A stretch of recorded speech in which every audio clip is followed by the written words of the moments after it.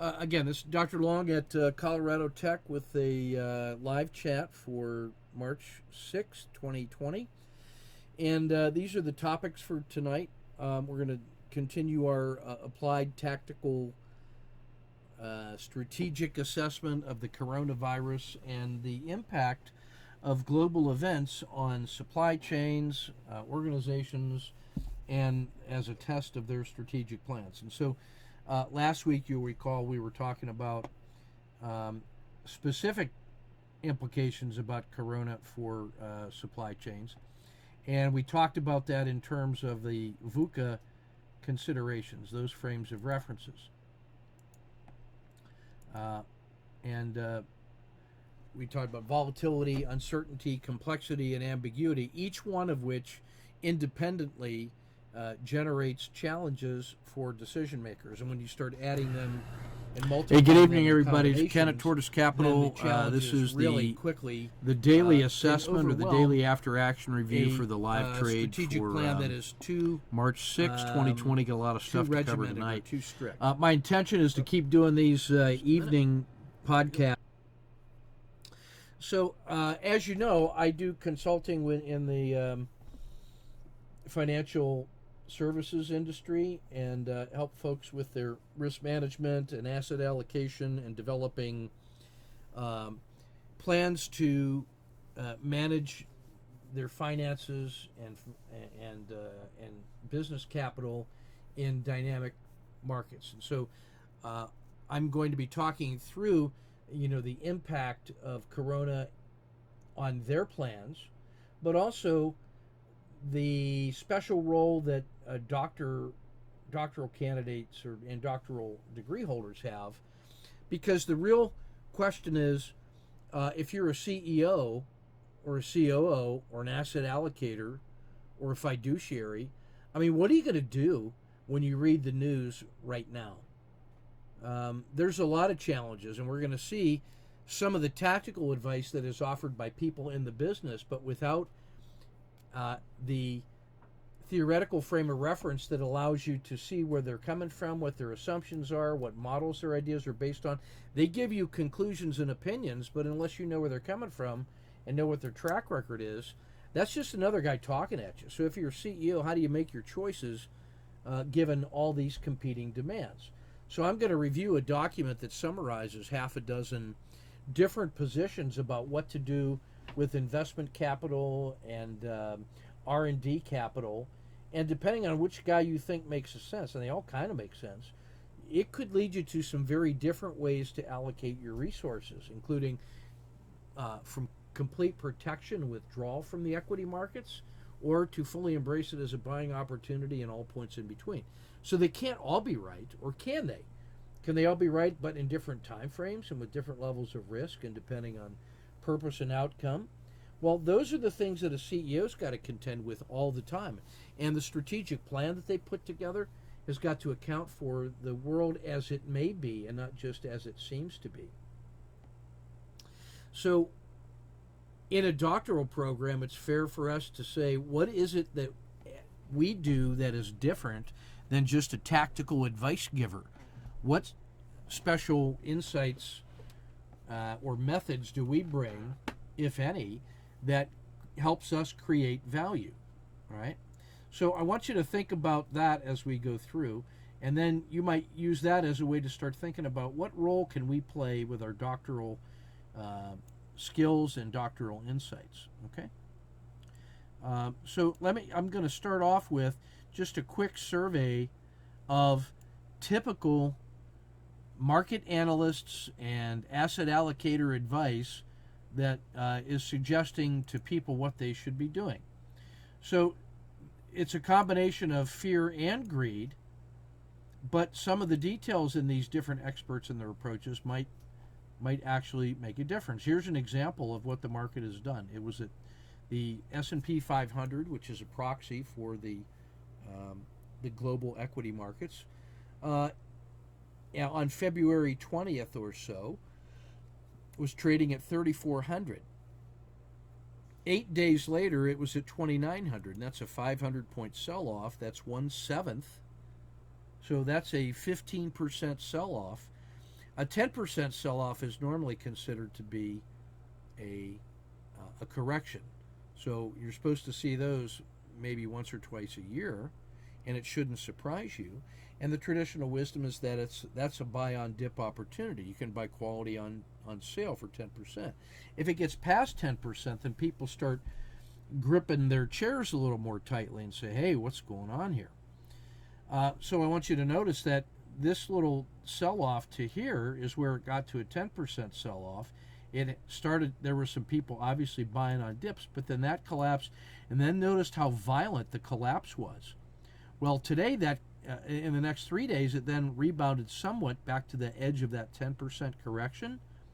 But then today, it sold off all the way back down, all the way to here again. So now it's had two chances to make a run to recover from this overreaction, and it doesn't look like it's overreacting. It looks like the market and the experts are out there are adjusting to a genuine slowdown in economic activity with the potential, and I'm going to show you here in a little bit, the potential of what this could be. When you look at this size of this sell-off and compare it to the financial meltdown of 2008 and 9, if you look at a straight dollar scale or an arithmetic scale, it looks like it was the same size of a sell-off. So you could convince yourself that this was as bad as it was back then. But if you put it on a log scale, which means that you're looking at it on a percentage basis, you'll realize that the financial meltdown of 2008 and 2009 was 3 times as painful as this one. So if the world was simply selling off 60% on the basis of some financial irregularities and a collapse of the housing market, which doesn't represent a existential threat to the species and the planet, it really just says, hey, all the people with money are going to lose it, and the way we organize society is going to change. But it's not an existential threat. And then you compare it with the potential for a global pandemic in which the existential threat, some would argue, is there, and which threatens to undermine long-term the economic engine of the world. Well, what that means is this 15% sell-off that we're currently experiencing, this thing could go all the way back down well under 2,000, and that this is just the first leg down of 3 more to come. So you ain't seen nothing yet, and that's a perspective you only get if you lived through the meltdown of 2008 and 2009. Now, as a financial consultant and an analyst, I not only suffered through that, but I also suffered through the internet bubble popping back in 2003. So I've had 2 bites at the apple like that, and that has always been on my mind, and it's shaped the way I approach developing strategies, because I know just how fast that thing can turn around. And people who haven't been in the business that long period of time, they might read about it, but they haven't felt it in their bones. And I guarantee you, people that haven't lived through that kind of a sell-off, but who have only studied it in words on a page or numbers in a spreadsheet, are experiencing a whole range of emotions that you don't get just from reading, but you get from living. So that's what I want to say about that. So here's a number of ideas, and I'm not going to go in great detail and try to analyze the quality. I just want to give you a sense of just how much differences of opinion there are for a CEO. Like, who you going to trust is what it comes down to. All right, so let's scroll through this a little bit, see what we got. Corey Holdstein says, yeah, you might look at this as a buy because of the 15% sell-off, but remember, you're making a long-term decision about market timing, and so he's appealing to historical findings that timing the market is a loser's game, and that even though it may make sense in the short run, recognize you're taking on additional risk by gambling. Tom Essays of the Sevens report says he takes a kind of a fundamental analysis and says that the stream of future earnings is going to suffer certainly, and that we're only starting to see some of that already, and that people who make decisions on the basis of fundamental analysis are going to have to revise down all their estimates. So there's more selling to come on the basis of working through the numbers and the financial implications. And this doesn't mean to say that there hasn't already been enormous technical and psychological damage done, but the financial fundamental analysis is still to come. Mohammed El-Arian is a well-respected bond advisor who works as one of the leading bond fund managers in the world. So whenever he speaks, it's almost like E.F. Hutton, if you remember the old advertisements. His voice carries a lot of weight. BCA research says that the COVID outbreak is a real-time exogenous threat, meaning it wasn't baked into anybody's models, but that the basic economic structure of the market in the U.S. is good and still in a bullish posture, but that short-term, near-term volatility is a concern, and that it's too early to start buying on the basis of fire sales. Too early. Katie Stockton does a nice nuanced approach that says you can expect short-term grinding, but that some of the early leaders are going to start to emerge for the next run after we get through this. So this is a time to do research and only careful investment in potential rebounds. Jeffries Equities looks more at the historical and psychological impacts of sell-offs by looking at rolling 5-day moves, and that captures the psychological, emotional trading, and so they're trying to put these kinds of sell-offs and opportunities in that kind of technical psychological model. So that's the complete opposite of looking at it from a longer-term financial and accounting model.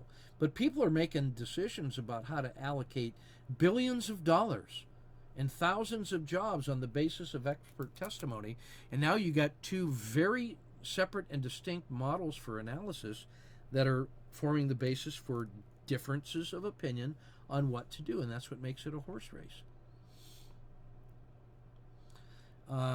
Data Trek Research tries to put this sell-off in the long-term historical context and says, hey, watch out, there's more to come, as I kind of alluded to earlier.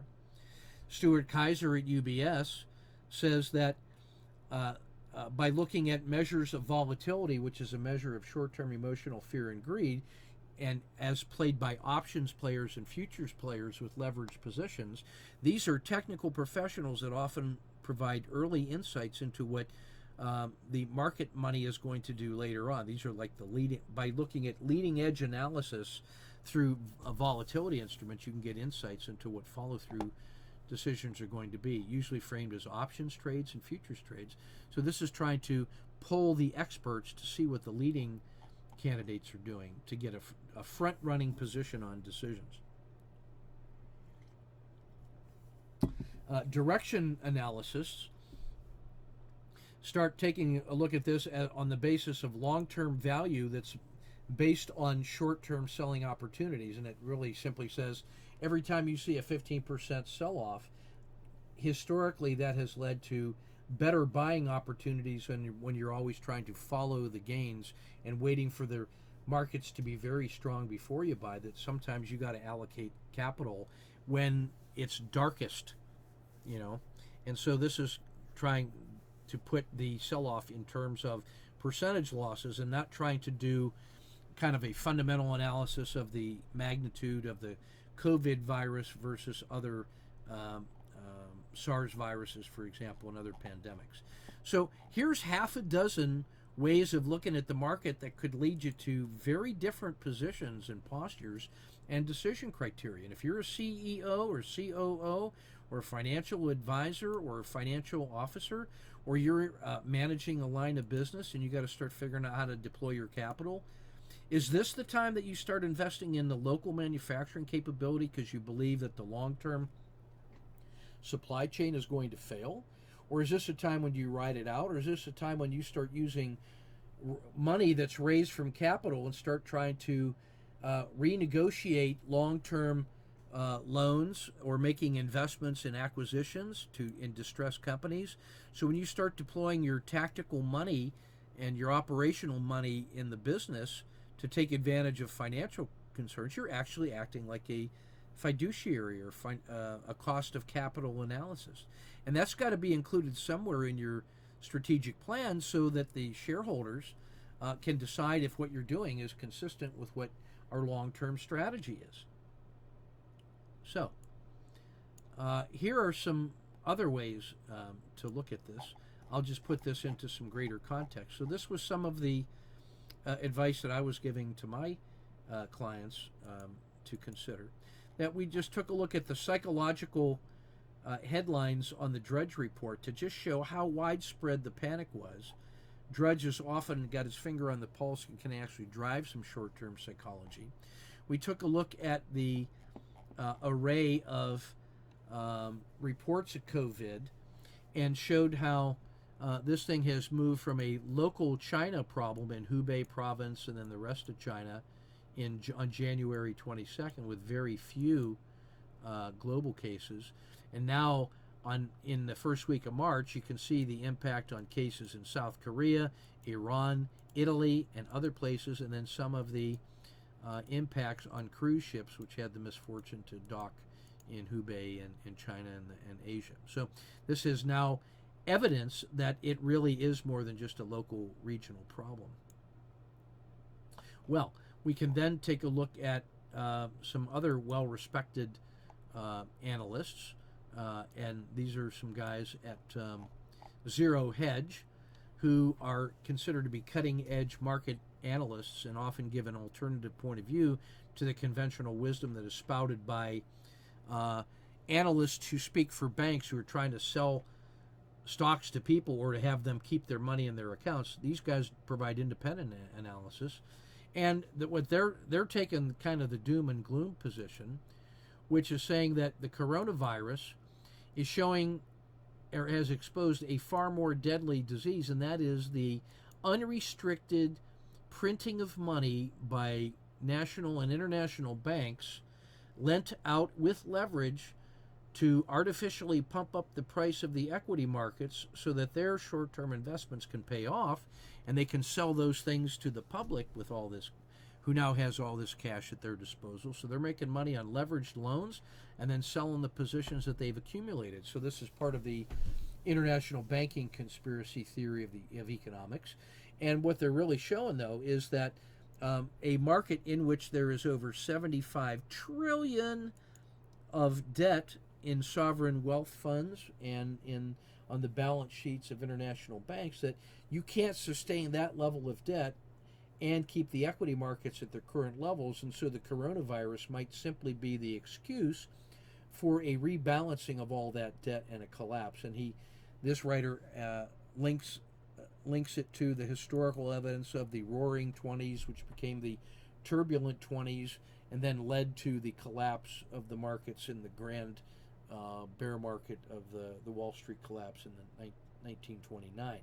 So they're showing the historical precedent of absolute failures in the financial markets based on overuse of leveraged debt by people that ought to know better, but who are able, because of the influence they have with the political system, to socialize that debt to others. Hey, nobody went to jail from the 2008-2009 financial market meltdown. You should watch the movie The Big Short to get some insider information, or maybe read When Genius Failed by Roger Lowenstein or The Big Short by Michael Lewis to get a deeper understanding of exactly what that was like 15 years ago. That's part of I believe, every educated terminal degree holder needs to understand that, because of the impact it has on all of our global institutions of any type, public and private. So that's what I wanted to say a little bit about our role as docs, is to be able to provide a theoretical and academic and a grounded basis of interpreting all of these tactical plays and wild opinions, and help unpack the critical thinking and the assumptions and the logic chains to evaluate the claims made by all these people giving our leaders advice. So you could be asked to render an opinion about what to do with this kind of volatility in the ecosystem inside the business model or the strategic plan that you're advising on with the client. So in my view, you need to study the concept of VUCA, understand how global markets work, you might start with Ray Dalio of Bridgewater Associates, the world's largest hedge fund manager, and listen to his very nice YouTube pitch on how the economies work as a way to start understanding how the flow of capital between public and private institutions shapes the investment and operational environment in which the companies and organizations that we're advising have to operate in the real world. So you got to understand something about how the world works. And I just wanted to share that with you. The role of doctoral students and doctoral degree holders is the ability to provide an academic frame of reference to help people make tactical decisions and then and learn how to make sensible decisions in the world. So that's what I wanted to share with you tonight. I'm happy to take your questions on that. If you'd like to hear more of this kind of stuff, by all means, send it to me, and I can help you. But this is part of an ongoing live consulting lecture series that I've been doing all week with my clients. I've been doing nightly strategic podcasts with them to help them navigate through the gyrations of the markets these days. So that's what I wanted to say about that. Take good care, and we will see you in the discussion boards. Keep up the great work. You're doing a good job hanging in there and getting the work done at a high quality with good quality comments back and forth. See my commentary to your postings. Feed that forward, and just keep me advised on your situation. A lot of flexibility with the small class size for you to explore in any direction you'd like to, and I'm here to support you in that endeavor. Make sure you're getting a lot of rest, eating well, washing your hands, strengthen your own biosystem with good, healthy habits, and that's the best thing you can do to defeat this coronavirus threat, okay? So take good care, and we will see you in the discussion boards. That's all for now.